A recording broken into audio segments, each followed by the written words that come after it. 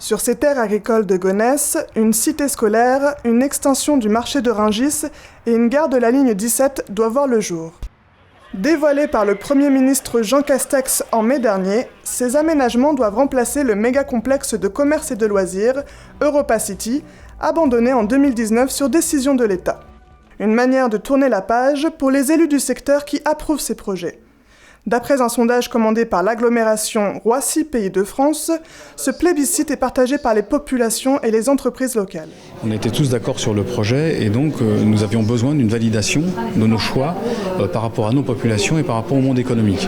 Donc on a demandé à l'IFOP de faire un sondage pour savoir exactement quelles étaient les attentes dans nos territoires et quelles étaient la réponse par rapport au projet prévu.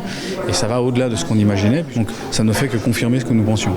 Menée auprès d'un peu plus de 1000 personnes et de 250 entreprises, la consultation révèle qu'une large majorité des sondés se dit favorable aux différents projets proposés.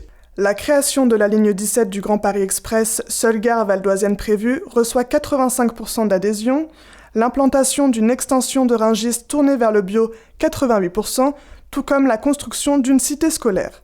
De quoi conforter les élus locaux qui veulent voir ces projets réalisés dès que possible. C'est un projet essentiel qui va donner de l'attractivité à notre territoire, qui va créer des emplois, qui va donner un espoir à la jeunesse. Il faut qu'on puisse maintenant, avec cette sécurité politique qui a été donnée, cet arbitrage favorable, retrousser les manches, aller vite. On a perdu du temps, on nous a fait perdre du temps. Le temps perdu, il faut le regagner avec un rythme de travail accéléré.